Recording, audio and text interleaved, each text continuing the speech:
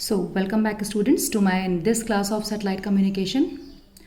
तो पिछले लेक्चर में मैंने आपको सैटेलाइट के सब सिस्टम्स के बारे में बताया था और ये बताया था कि सैटेलाइट जो एक पूरा सिस्टम है वो बहुत सारे छोटे छोटे सब सिस्टम्स को मिलाकर बना है, जिसमें से हमारे 4 मेन सेक्शंस होते हैं: telemetry system, tracking system, command सब सिस्टम और पावर सप्लाई सब सिस्टम। टेलीमेट्री सिस्टम में होता है कि हम सैटेलाइट पे ही इसे इंस्टॉल करते हैं और सैटेलाइट पे लगे विभिन्न सेंसर्स के द्वारा विभिन्न इन्फॉर्मेशन को निकालते हुए अपने ग्राउंड स्टेशन पर भेजते हैं। ट्रैकिंग सब सिस्टम में हम सैटेलाइट की ऑल्टीट्यूड और उसके ऑर्बिट को देखते हैं कि कहीं सैटेलाइट को हमने जिस ऑर्बिट में रखा है अपनी डेटा को लेने के लिए वो ऑर्बिट तो नहीं चेंज हो गया, या जिस एंगल पे हमने उसे इंक्लाइन किया था वो एंगल तो नहीं चेंज हो गया।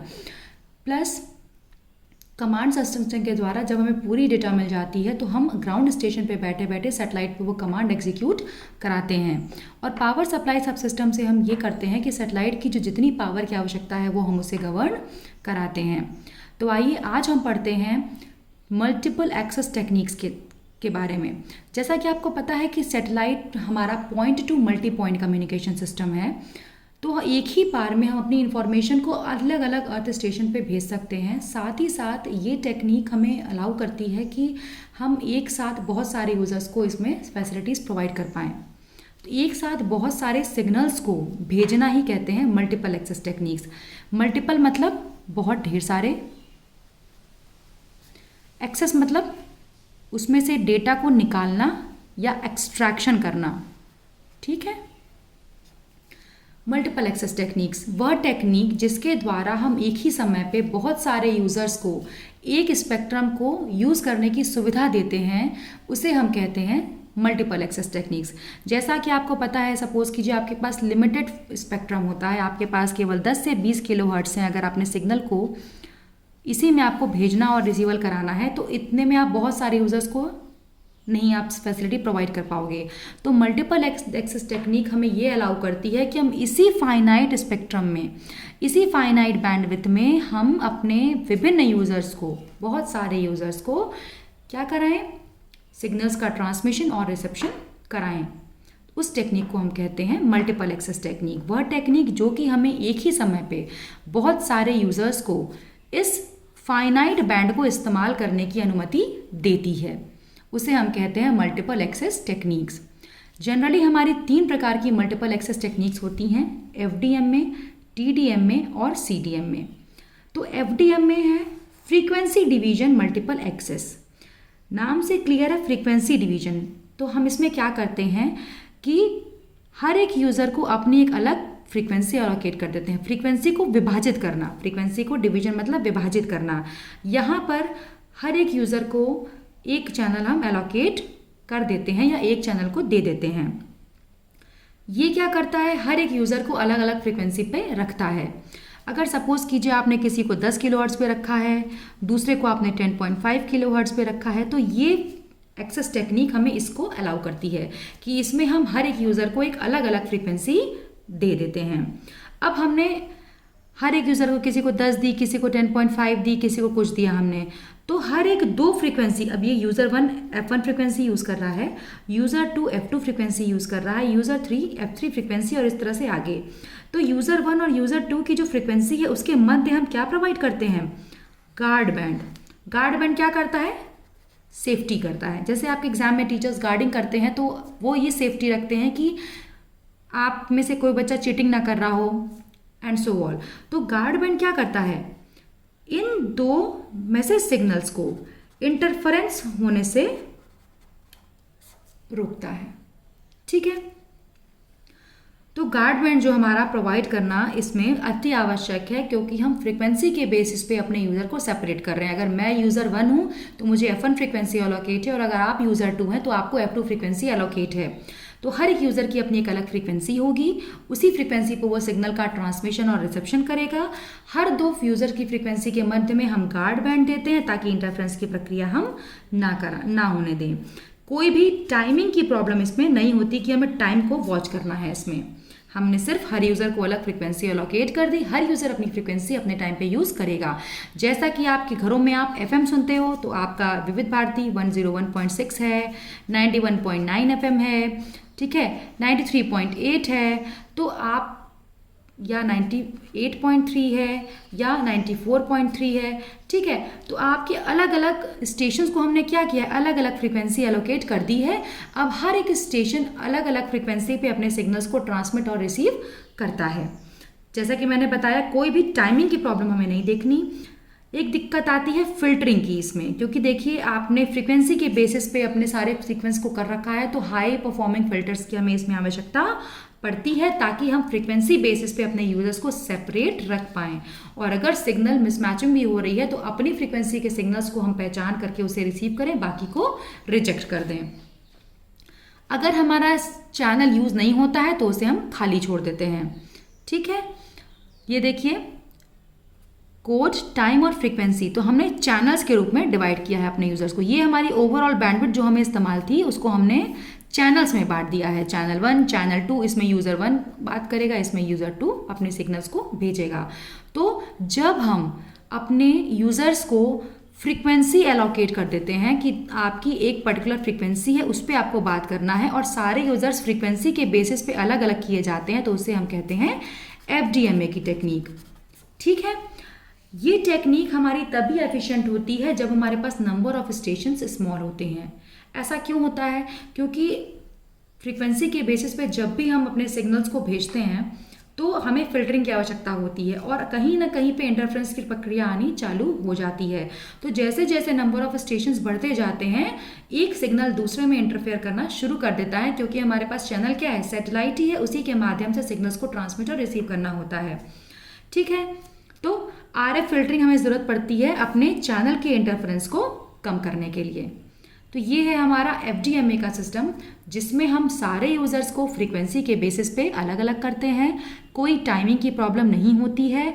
High performing RF radio frequency filters की हमें आवश्यकता पड़ती है, क्योंकि हम अपने यूज़र को फ्रीक्वेंसी के बेसिस पे अलग करते हैं, तो इसी के माध्यम से हम फिल्टरिंग करते हैं ताकि सिग्नल्स आपस में मैच ना हो पाए। जब भी हमारे पास सिग्नल या फ्रीक्वेंसी यूज़ में नहीं होती तो उसे हम खाली छोड़ देते हैं। सिर्फ छोटे नंबर ऑफ स्टेशंस के लिए हमारा यह सर्किट काम करती है। तो आइए अब नेक्स्ट पढ़ते हैं TDM में, टाइम डिवीजन मल्टीपल एक्सेस। नाम से क्लियर है, इसमें हम अपने टाइम को डिवाइड करते हैं यूज़र्स के लिए, मतलब कि हर एक यूज़र का अपना एक अलग अलग टाइम स्लॉट हम दे देते हैं कि 0 से 1 सेकेंड में आप भेजेंगे, 1 से 2 सेकेंड में आप ट्रांसमिशन करेंगे, 2 से 3 सेकंड्स में आप ट्रांसमिशन करेंगे। तो पूरी बैंडविड्थ हर यूज़र के लिए फ्री रहती है। अगर हमारे पास 10 से 20 किलोहर्ट्ज़ की बैंडविड्थ रहती है तो उस 10 से 20 किलोहर्ट्ज़ की बैंडविड्थ को हर एक यूज़र फ्री होता है इस्तेमाल करने के लिए। ये सिस्टम डिजिटल होता है नेचर में, जबकि FDM में आपका एनालॉग ही होता है बेसिकली, इसीलिए उसमें हम नंबर ऑफ ऑर्थो स्टेशंस को बढ़ा नहीं सकते।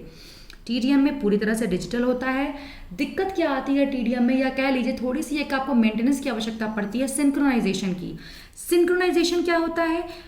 जिस रेट से ट्रांसमीटर आपको डेटा भेज रहा है उसी रेट से रिसीवर आपका डेटा रिसीव करे। सपोज कीजिए इसने पहले सेकंड में एक डेटा भेज दिया, लेकिन रिसीवर का रेट नहीं है रिसीव करने का, तो अब दूसरे सेकंड पे वो दूसरा डेटा भेज देगा, लेकिन रिसीवर अभी रिसीव ही नहीं कर पाएगा। तो हो सकता है कि वो पहले सेकंड नंबर का डेटा रिसीव कर ले, देन फर्स्ट का रिसीव करे। तो इसीलिए ट्रांसमीटर और रिसीवर के मध्य में सिंक्रोनाइजेशन होना आवश्यक है। ये जानना एक दूसरे को आवश्यक है, ताकि पहले जो भी आपका ट्रांसमीटर और रिसीवर है जिस रेट से भेज रहे हैं डेटा को, वो रेट उनका मैच करता रहे। इसके लिए हम क्लॉकिंग करते हैं। क्लॉकिंग का मतलब ये होता है कि दोनों ट्रांसमीटर और रिसीवर की क्लॉक को मैच कराते हैं, ताकि उन्हें पता रहे कि क्लॉक का शेड्यूल क्या है, किस पर्टिकुलर टाइमिंग पे कौन सी इंफॉर्मेशन आएगी। तो TDM में सिस्टम में हम अपने यूज़र को पूरी बैंडविड्थ फ्री रखते हैं यूज़ करने के लिए। हर एक यूज़र पूरी बैंडविड्थ को कभी भी इस्तेमाल कर सकता है। टाइम के बेसिस पे अपने यूज़र को हम डिफ्रेंशिएट करते, जैसे FDM में फ्रीक्वेंसी बेसिस पे करते थे, इसमें टाइम के बेसिस पे करते हैं। सिंक्रोनाइजेशन की इसमें आवश्यकता होती है। सिंक्रोनाइजेशन का मतलब है कि जिस स्पीड से ट्रांसमीटर डेटा को भेजे उसी स्पीड से रिसीवर भी डेटा को रिसीव करे। तो इसके लिए आवश्यक है कि ट्रांसमीटर और रिसीवर की जो क्लॉक है आपस में एक समान रूप से मिली हुई हो, और दोनों को एक दूसरे का क्लॉक शेड्यूल पता है या पता चलता रहे। इसमें मल्टीपल यूजर्स एक ही सिंगल फ्रीक्वेंसी को इस्तेमाल कर सकते हैं, क्योंकि हमने टाइम को डिवाइड किया है, ना कि फ्रीक्वेंसी को।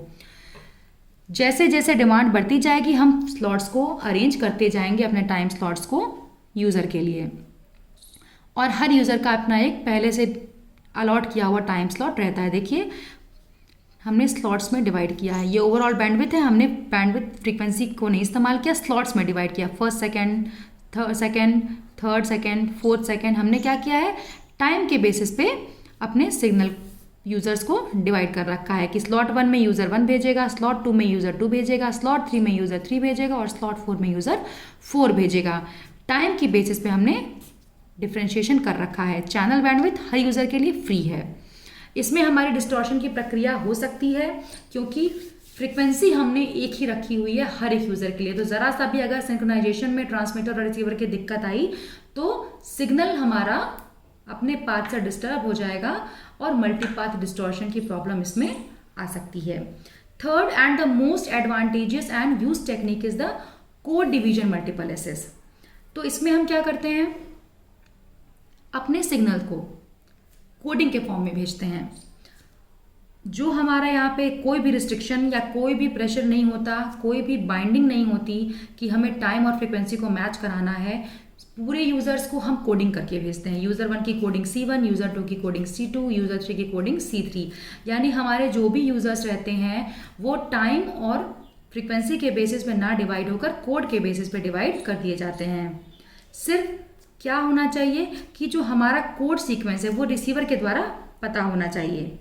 ठीक है, रिसीवर सिग्नल को और रिसीवर स्टेशन को कोड्स पता रहेंगे तो वो सिग्नल को उसी सिग्नल को रिसीव करेगा जो उसका कोडिंग सिग्नल होगा और उसे डीकोड करके डेटा को रिसीव कर लेगा। पूरी बैंडविड्थ फ्री होती है। हम जब कोडेड सिग्नल के लिए बैंडविड्थ सेलेक्ट करते हैं तो वो ज़्यादा सेलेक्ट करते हैं as compare to original data. अब ऐसा क्यों करते हैं? ऐसा हम इसलिए करते हैं क्योंकि हम इसमें सिग्नल की कोडिंग करते हैं। तो एनकोडिंग में क्या होता है, सिग्नल हमारा स्प्रेड होता है, SPREAD मतलब फैलता है। जब भी हम किसी भी सिग्नल की कोडिंग करते हैं तो वह सिग्नल हमारा स्प्रेड होता है। इसीलिए हम कोड डिवीजन मल्टीपल एक्सेस को स्प्रेड स्पेक्ट्रम टेक्निक भी कहते हैं। ठीक है, तो जो बैंडविड्थ ओरिजिनल डेटा की होती है उससे अलग बैंडविड्थ, उससे ज़्यादा बैंडविड्थ हम लेके कोडेड सिग्नल की चलते हैं क्योंकि हम सिग्नल को स्प्रेड कर रहे होते हैं, एनकोड करते हैं तो सिग्नल हमारा स्प्रेड होता है, फैलता है। इसीलिए हम इसको स्प्रेड स्पेक्ट्रम टेक्निक भी कहते हैं। स्प्रेड स्पेक्ट्रम टेक्निक क्यों? क्योंकि इसमें हम सिग्नल की एनकोडिंग करते हैं और एनकोडिंग की प्रक्रिया में सिग्नल हमारा फैलता है। तो जो बैंडविड्थ हमारी ओरिजिनल डेटा की होती है उससे अधिक बैंडविड्थ लेके हम चलते हैं कोडेड डेटा की। ये देखिए हमने कोड्स के फॉर्म में अपनी ओवरऑल बैंडविड्थ को यूज़ किया है। बैंडविड्थ से जो भी हमारे पास बैंडविड्थ थी उससे हमें कोई मतलब नहीं था। हमने यूज़र 1 को C1 कोड, यूज़र 2 को C2 कोड, यूज़र 3 को C3 कोड और यूज़र 4 को C4 कोड दे दिया है। हर एक रिसीविंग स्टेशन को अपना कोड पता होगा, उसके अकॉर्डिंग वो अपने कोड को लेगा और डीकोड करेगा। ठीक है, तो आइए अब हम जल्दी से एक क्विक कंपैरिजन कर लेते हैं। तो कंपैरिजन में आप देखिए कि हम लोगों ने FDM में, TDM में, CDM को कंपेयर किया है अलग अलग पैरामीटर्स को लेकर। तो डेटा रेट हमारा जो होता है वो FDM में लो होता है और जिस स्पीड से हम डेटा को भेजते हैं, और हमारा जो TDM में है वो मीडियम है, जबकि CDM में डेटा रेट बहुत ही हाई होता है। लो इसलिए होता है FDM में क्योंकि हमने हर एक सब्सक्राइबर को एक एक फ्रिक्वेंसी एलोकेट करी होती है, तो इसीलिए हमारा जो डेटा रेट वहाँ होता है वो हमारा कम होता है। हम बहुत ज़्यादा डेटा नहीं भेज सकते। जो जिस मोड में हम डेटा को भेजते हैं वो हमारा FDM में कॉन्टिन्यूस सिग्नल होता है, कॉन्टिन्यूस सिग्नल, जबकि TDM में हम बर्स्ट के फॉर्म में उसे ट्रांसमिट करते हैं क्योंकि आपको चैनल वाइज नहीं डिफ्रेंशिएट करना, आपको टाइम स्लॉट के अकॉर्डिंग डिफ्रेंशिएट करना है। CDM में हम उसे डिजिटल सिग्नल के रूप में भेजते हैं क्योंकि हम सिग्नल को क्या करते हैं, इसमें कोडिंग कर देते हैं। कॉस्ट की बात अगर की जाए तो FDM में कॉस्ट बहुत हाई होती है क्योंकि आपको RF filtering, high performance RF filter की आवश्यकता होती है क्योंकि आप सिग्नल को जो है फ्रीक्वेंसी बेसिस पे अलग अलग करते हो, हर एक यूज़र को फ्रीक्वेंसी के बेस पे डिफरेंट करते हो, तो आपकी कॉस्ट हाई पड़ती है। TDM में कॉस्ट की कोई बहुत बात नहीं आती क्योंकि यहाँ पे हमने कोई भी RF फिल्टरिंग की आवश्यकता नहीं हमने की, सिर्फ सिंक्रोनाइजेशन की प्रक्रिया हमने की जो कि बहुत ज़्यादा कॉस्टली नहीं पड़ती। अगर CDM में की बात की जाए तो चूंकि एक स्प्रेड स्पेक्ट्रम टेक्निक है, स्प्रेड स्पेक्ट्रम मतलब कि हमने अपने सिग्नल को कोड में चेंज किया है तो सिग्नल हमारा स्प्रेड हुआ है, तो हमारा इंस्टॉलेशन, उसको लगाने की कॉस्ट तो हाई पड़ती है, परंतु जब वो ऑपरेशन करना शुरू कर देता है ऑपरेटिंग कॉस्ट उसकी लो होती है। ठीक है।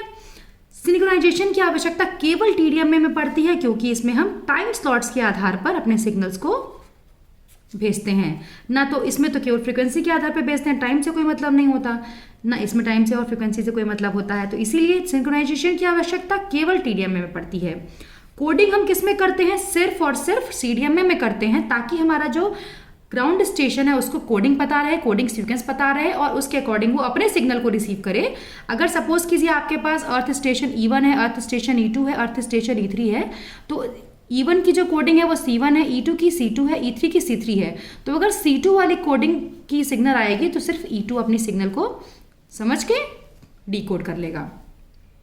टेक्निक की अगर बात की जाए तो इसमें जो हमारी जो बैंडविड्थ है सैटेलाइट की, वो शेयर की जाती है। ठीक है। जितने भी हमारे अगर 10 यूजर्स हैं, 10 यूजर के बीच में हमारी जो बैंडविड्थ है या आप कह लीजिए फ्रीक्वेंसी है, वो शेयर की जाएगी। टीडीएमए में टाइम की शेयरिंग होती है। अगर आपके 10 यूजर हैं तो वो टाइम को शेयर करेंगे। ठीक है। इसमें sharing of time and frequency both होती है, क्योंकि हम कोडिंग का इस्तेमाल करते हैं, तो हमें बहुत खास मतलब किसी चीज़ से नहीं होता। तो आई होप सो स्टूडेंट्स, आपको आज का ये लेक्चर समझ में आया होगा, जिसमें हमने आपको सैटेलाइट की मल्टीपल एक्सेस टेक्निक्स के बारे में बताया, जिसके द्वारा हम सैटेलाइट के थ्रू सिग्नल्स को ट्रांसमिट या रिसीव करते हैं। जनरली जो मोस्ट यूज टेक्निक होती है वो होती है CDMA, code division multiple access, जिसको हम स्प्रेड स्पेक्ट्रम टेक्निक भी कहते हैं, क्योंकि इस टेक्निक में हम अपने सिग्नल को कोड कर देते हैं, कोडिंग फॉर्म में चेंज करते हैं, जिससे सिग्नल स्प्रेड हो जाता है। इसीलिए ओरिजिनल डेटा की जो बैंडविड्थ होती है उससे हम कोडेड डेटा की बैंडविड्थ को ज़्यादा लेकर चलते हैं, क्योंकि सिग्नल को एनकोड करने में वो स्प्रेड हो जाता है। नियर फार एक प्रॉब्लम आती है, नियर फार प्रॉब्लम। तो जो नियर फार प्रॉब्लम आती है उसका ये प्रॉब्लम होती क्या है? सपोज कीजिए आपने अपने अर्थ स्टेशन को 2 सिग्नल भेजे, एक सिग्नल स्ट्रॉन्ग है और एक सिग्नल वीक है। अगर F1 स्ट्रॉन्ग है तो E1 क्या करेगा?